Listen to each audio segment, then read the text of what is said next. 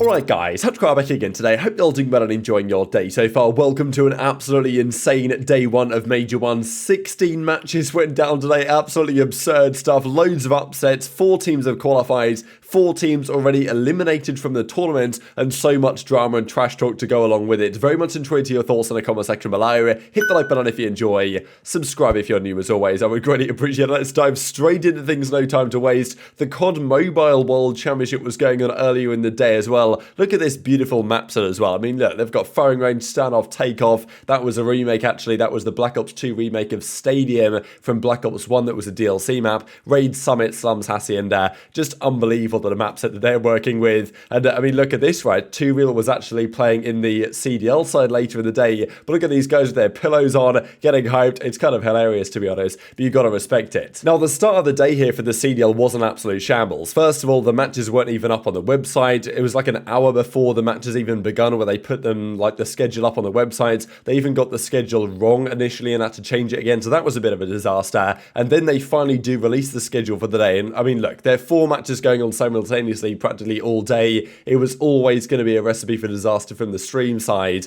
and people also couldn't find where the matches were streamed, and I can't exactly blame them. So this is the Call of Duty Command Center Twitch. So this is how you're meant to view it. Now, in previous years, what you've had to do is find all the Twitch channels, go onto something called multi-stream and put them all together. This is effectively Twitch's way of doing the same thing now. You can create this command center thing and you can click, you know, if I want to click on this stream, I can click on it and see what's going on here, or maybe I can't, I don't know, maybe it just doesn't want to work for me today. Okay, I think I figured it out now and I can officially change around between the different tabs. This is the way it goes. I don't really know if this is accessible on mobile or if that's even a possibility, but look, it's quite cool. They used to do it with multiple different streams. This is all in like kind of one place. You go to twitch.tv/Call of Duty and you can find the rest from here. But I mean, yeah, what a crazy chaotic day. And it was like an hour before the Delta stream even went live. Pretty outrageous, to be honest, and especially because this happened on the Charlie stream. Just unbelievable scenes for the start of the day. There was water leaking from the ceiling onto the setups of the players in the Los Angeles Guerrillas versus New York game,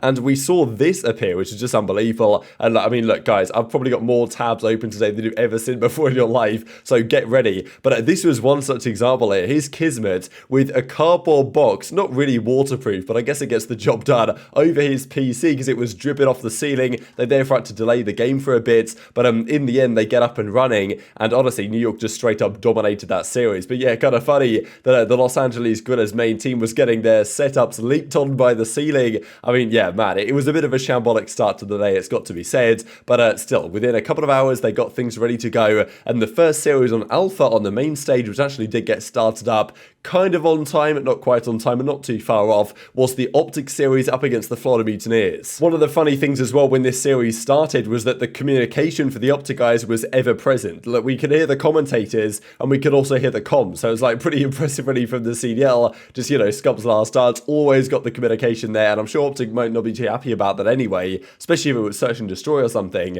Like, you absolutely cannot allow to have listen-ins there because giveaway strats, giveaway ideas. Thankfully not, but still kind of crazy. They had like a permanent listen-in for the map, and then game 1, you know, Shotzzy was going off. They took game 1 pretty comfortably here. OpTic started out the day very hot, but we know that Florida aren't really a great hardpoint team. That, to be honest, is no secret, and OpTic, you know, take care of business game 1. Game 2, though, they went down, but meanwhile, and this is the thing, with 4 matches simultaneously, the Toronto guys went down 1-0 to the Spanish challenger team, Journey, Lucky, Super, and Yakko. They went up 1-0. They then went up 2-0 after a round 11 quite quickly. So Scrappy was thinking, hang on a second here, lads, what's going on? Because he was talking all this trash before this series, suggesting Scrappy that he was going to wipe the floor with these guys. He even said this, right, you know, feel so bad for the AM team I have to play on Thursday. They are screwed, deleted this tweet, and probably went into that series thinking, you know what, this is going to be absolutely easy, job done for the boys. Definitely was not an easy of a series as he was expecting, and all the challengers teams I thought put up a fantastic fight really, with the exception maybe of Decimate Gaming, Parasite's coach team,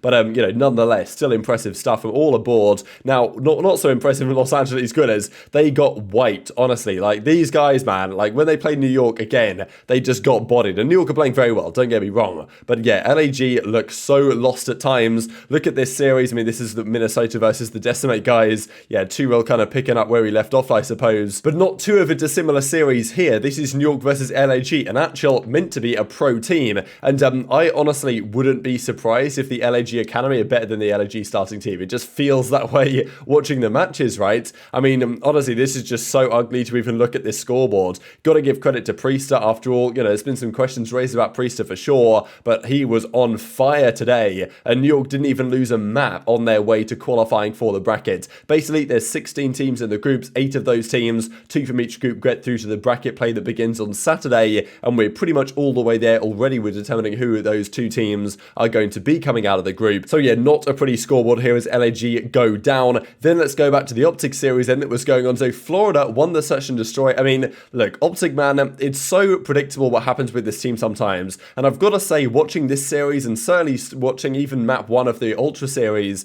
I was like, I'm not really impressed by this OpTic team. The teamwork doesn't really seem to be there. There's a lot of things wrong with their Search and Destroy, getting the bomb down on time. There's, a few glaring errors that I'm sure you guys noticed in their gameplay. And I think they're good enough that they can get away with it against Florida. But they even lost the control, a control where 5 offenses in a row went the way of the offensive team. And really, you've got to think that OpTic should have won some of their defenses on the hotel control. They didn't. They go down 2-1. They do bounce back on the hard point, take it to a game 5, and then they clutch up game 5, round 11 to win this series. But man, it was way too close for comfort for the OpTic guys. They did pretty well in general here on the map 5. They did choke a 5-3 lead in the game 2, but they kind of get over it here, and they take the game 5. The crowd was obviously loving it. And Florida can't quite complete the 2-3-5 Neslo, but yeah, that was a sketchy one for OpTic, but it was an important one, right? Because they went through there for fully to the winners bracket decider match. They would play it against Ultra very soon afterwards. But yeah, I don't know. It was an interesting series. I thought Shotzzy turned up massively and bailed them out of many situations. iLLeY, I thought, did relatively well, and yeah, Scump and Dashy kind of did their thing really. Havoc had a great series on the other side, but yeah, obviously wasn't particularly an impressive one from OpTic. Of course, look, they broke the curse against Florida, right? The Florida Mutineers, LAN curse. Look, if Florida had Dave Paddy, he's 3-0 against OpTic on LAN, so maybe that would have been a different story. But look, they broke the curse, but hardly in an emphatic manner, let's say. And then this series happened. So Las Vegas Legion had like a cracked series from TJ and Prolute in the game 1. They went up 2-0 over Thieves, but you've got to give credit to Thieves. They are such a resilient team, and they didn't take them long to bounce back in the series and end up completing the reverse sweep. Meanwhile, as well, Scrappy was talking trash on those Spanish guys. They went down 2-0. Scrappy and co fought his way back to 2-2, and then beat them game 5 in a dominant fashion and talked some unbelievable trash talk. I've got to share this for you guys at the end of the video, this bit and also the bit after the OpTic series, because this guy took the time out of his day to learn the Spanish for a particular line of trash talk just so he could deliver it to these Spanish guys after he beat them in a series. This is true box office content. So you guys will see it in a second there, but the fact that like he actually came up with something in Spanish to tell these guys is just so unbelievable, and so, kind of typical of Scrappy, to be honest. So yeah, this was kind of what he said. Translated, as I say, you guys will see it in a second. So then there was the London versus Seattle Surge series. This was a really close one on the scoreboard, but in the end it was London that got 3-0'd in this one. And then we had FaZe versus the LAG Academy. There was some drama in this during the control actually, because LAG Academy had a good start, and it was actually a draw. As that, I've never seen this before, but they came up with this on the broadcast when the game crashed and there had to be a replay. But while that was going on, LAG Academy actually took game 1. FaZe bounced back in game 2, but this was a massive bounce back from Thieves. They came all the way back to beat Vegas game 5 and take them down to complete the reverse sweep and drop Vegas down to the losers bracket, right? And this was kind of the series scoreboard here. TJ and Prolute honestly had probably their best series in terms of impact all season long,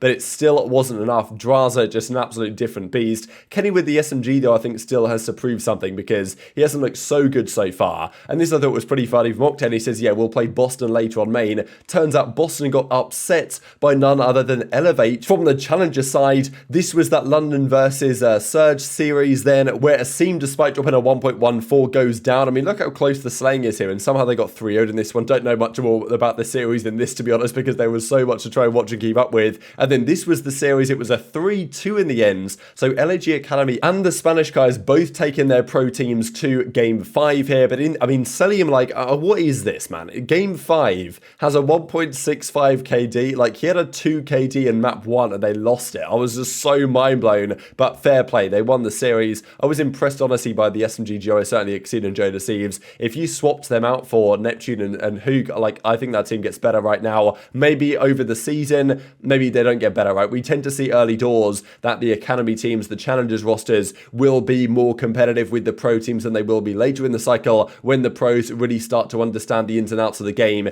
There will be a skill gap there, but for now, it's very competitive. Especially so from this series. Game 5, round 11, Elevate's take down the Boston Breach guys. Unbelievable performance, like super impressive from Gizmo, and I'm really happy for these guys as well, because I thought it was a very questionable decision for London to drop Gizmo in the first place. This is Vortex, Denza, Harry, and Gizmo, two guys that got their chance on London last season. Game 5, round 11 against Boston, they take them down. Just like, were Boston not the team that got defeated by the Toronto Ultra NA Academy back in the Pro League, or the Pro-Am, sorry, back in May? Same thing happens here. The amateur team takes down Boston, meaning that one of Boston or Vegas will go out top 16 of the tournament in that first losers bracket game. And especially interesting because Boston Beans was going to have to take the place of Awakening, because Boston say that Awakening informed that he's not feeling particularly well, and therefore Beans is subbing in, not Doug Sense Master, unfortunately. So Beans, yeah, I mean, like, last minute substitution for Breach, obviously not ideal, especially for their search and destroy where strats are more important. But look, interesting to see how Beans could fare in this situation. Meanwhile, though, it was OpTic versus Toronto, and I mean, yeah, this was a crazy fast series.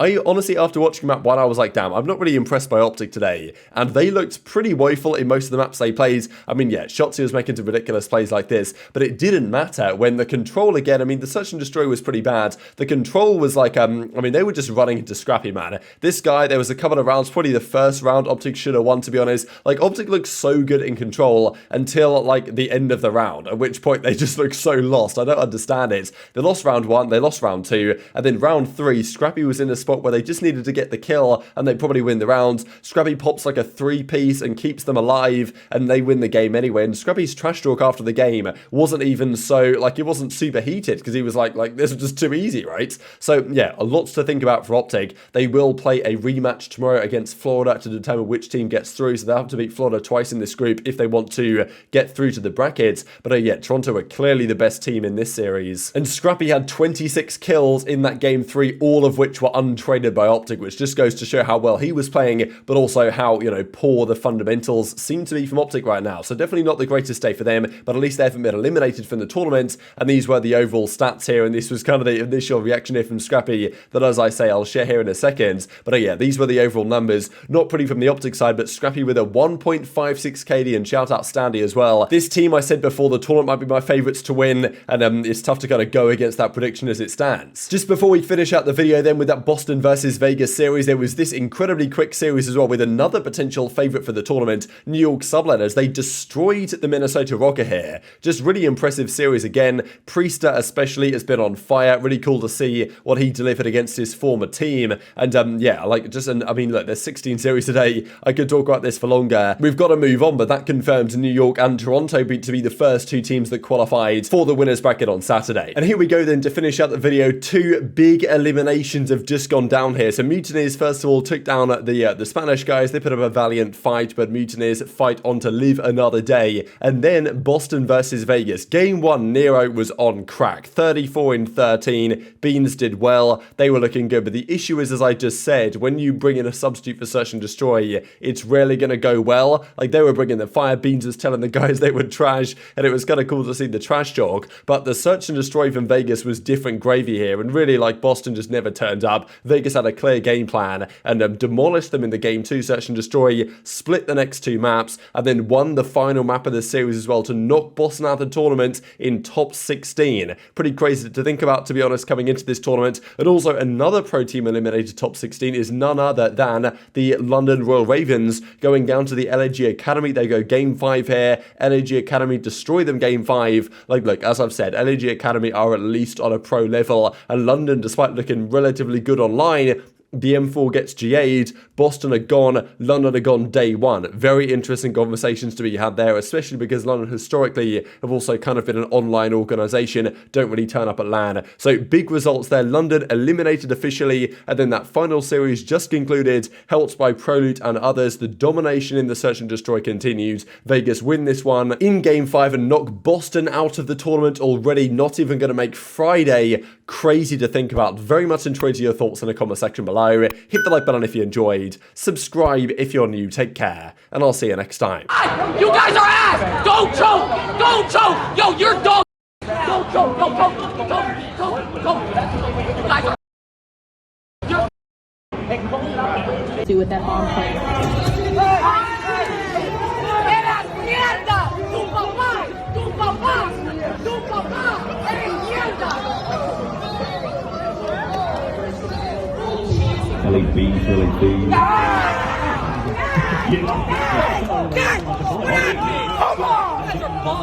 Come on!